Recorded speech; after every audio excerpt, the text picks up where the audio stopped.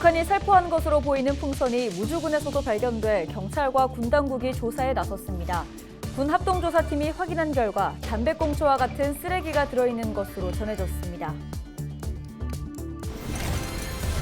지평선 제2일반산업단지 조성사업 합동설명회에 노인 일자리 사업 참여자를 동원해 논란이 일고 있습니다.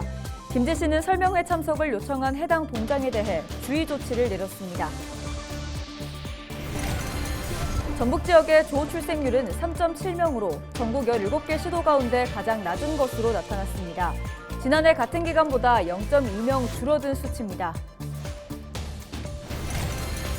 최상병 특검법 재표결이 부결된 데 대해 전북특별자치도의회는 이해되지 않는 결과라며 황망하다는 입장을 밝혔습니다.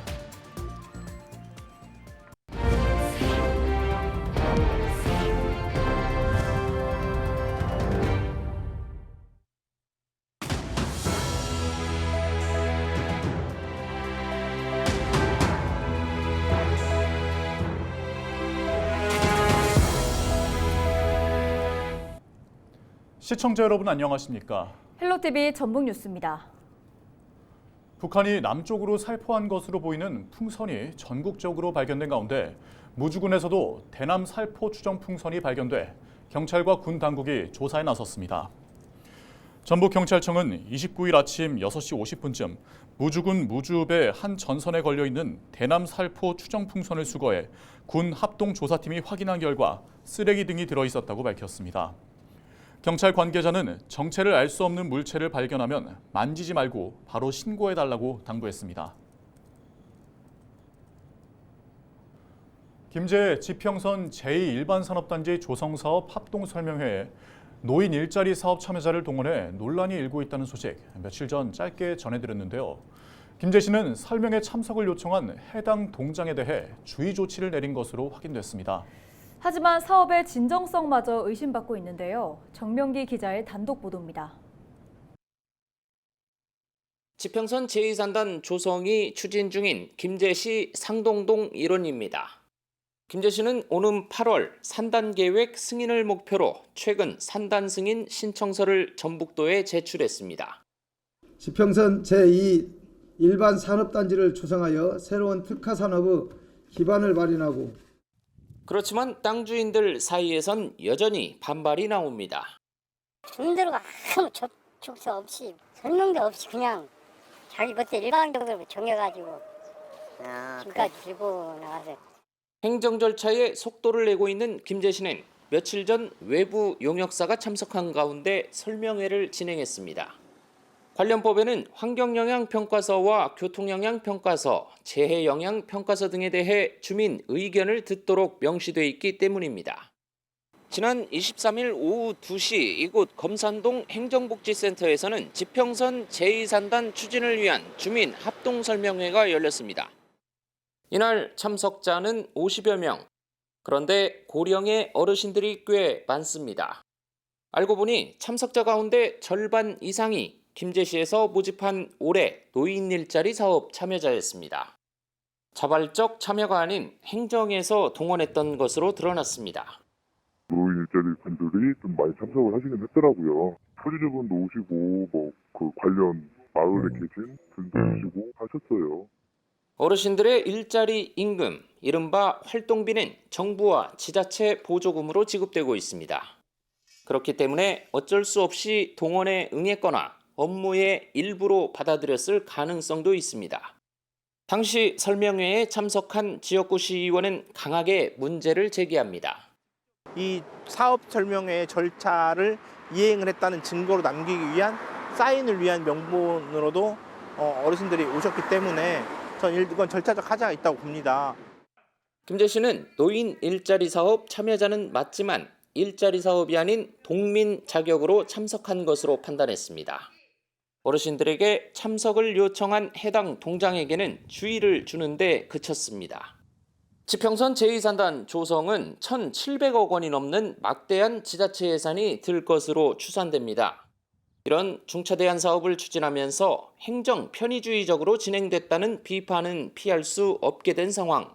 설명회 취지와 달리 주민 의견이 왜곡될 수 있다는 우려와 함께 사업의 진정성과 투명성마저 의심받고 있습니다. 헬로티비 뉴스 정명규입니다. 전북 지역 조출생률이 전국 최하위인 것으로 나타났습니다. 통계청이 29일 발표한 2024년 3월 인구 동향 자료에 따르면 전북 지역 인구 1000명당 출생아 수를 나타내는 조출생률이 3.7명으로 전국 17개 시도 가운데 가장 낮았습니다.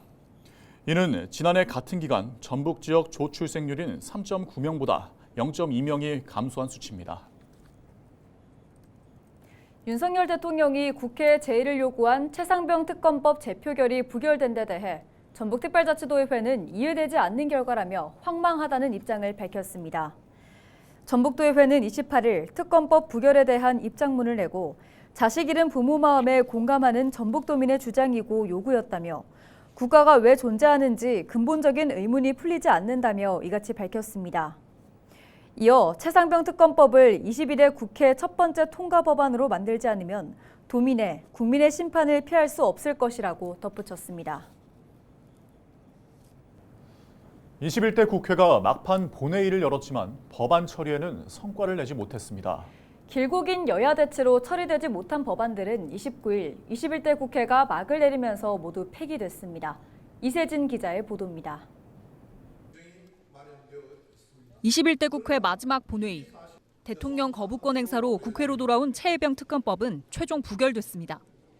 총 투표수 294표 중 가 179표, 부 111표, 무효 4표로서 부결되었음을 선포합니다.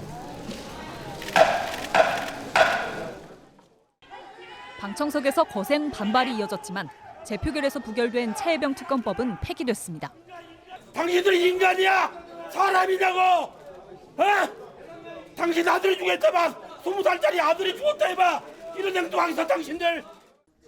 선구제 후 회수가 핵심인 전세사기 특별법 개정안은 야당 단독 표결로 이날 본회의를 통과했습니다.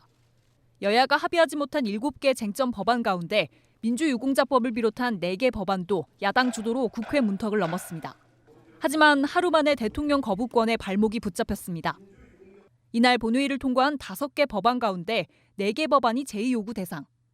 국회로 돌아간 이들 법안은 재의결을 거쳐야 하지만 29일 국회 임기가 끝나면서 자동 폐기 처리됐습니다. 임기를 하루 남기고 본회의가 열렸지만 막판 국회를 넘은 법안은 결국 세월호 피해 지원 특별법이 유일한 셈. 상임위에 남아 처리되지 못한 법안 16,000건도 21대 국회 종료와 함께 없던 일이 됐습니다. 한편 야당이 주요 쟁점 법안들을 재발의하겠다고 예고한 가운데 21대 국회에서 풀지 못한 여야 대립 구도는 30일 문을 여는 22대 국회로 이어질 전망입니다. 헬로티비 뉴스 이세진입니다. 남원시가 악취 없는 축산 환경 조성을 위해 가축 분뇨 처리와 냄새 저감 사업에 31억 원을 투자합니다. 대상은 돼지, 한요구 등을 키우는 1,031개 농장으로 분뇨 처리 시설 장비나 악취 저감제, 왕겨, 톱밥 등이 지원됩니다. 이와 함께 남원시는 축산 분야의 악취 문제를 해결하기 위해 농가 152개를 깨끗한 농장으로 개선해 지정 운영하고 있습니다. 향후 깨끗한 축산농장의 비율을 90% 수준으로 끌어올리고 지속적인 악취 개선 사업을 펼쳐가겠습니다. 김제시가 29일 2025년 지방소멸대응기금 투자계획을 세우기 위해 중간보고회를 열었습니다. 이번 보고회에서는 정주 여건 조성과 삶의 질 향상, 생활인구 확대 등 3개 분야에서 발굴된 10개 사업이 논의됐습니다. 회의를 주재한 이찬준 부시장은 보고회에서 제시된 의견을 적극 반영해 김제의 인구 감소 문제에 도움이 되는 현실적인 투자 계획을 수립하는 것이 중요하다고 강조했습니다.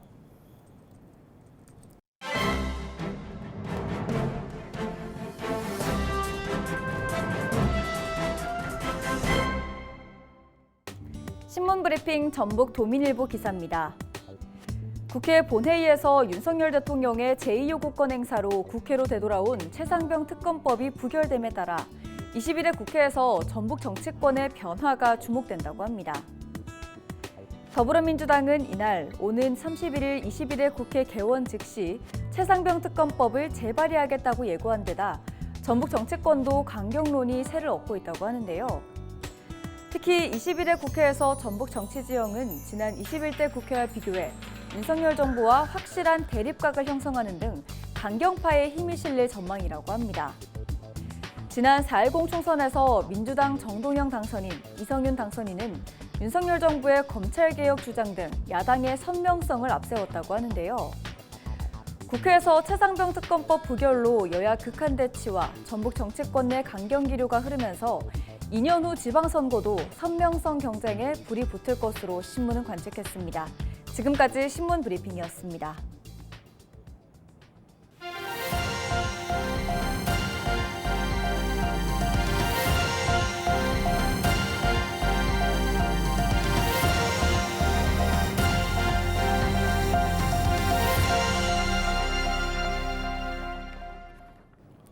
정읍시의 지난해 공공예금 이자 수입이 역대 최고액을 기록했습니다.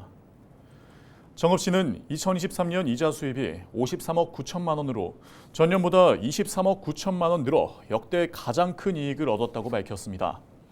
그러면서 올해는 금리 상황 등을 반영해 자금을 운용하면 전년보다 11억 원가량이 늘은 65억 원을 달성할 것으로 예측했습니다. 정읍시는 경기 불안과 지방교부세 감소에 대응해 여유 자금을 금리가 높은 정기예금에 전략적으로 배치하고 있다고 전했습니다. 김제시가 음식물 수거 용기의 위생 관리를 강화하기 위해 세척 소독 작업을 추진합니다.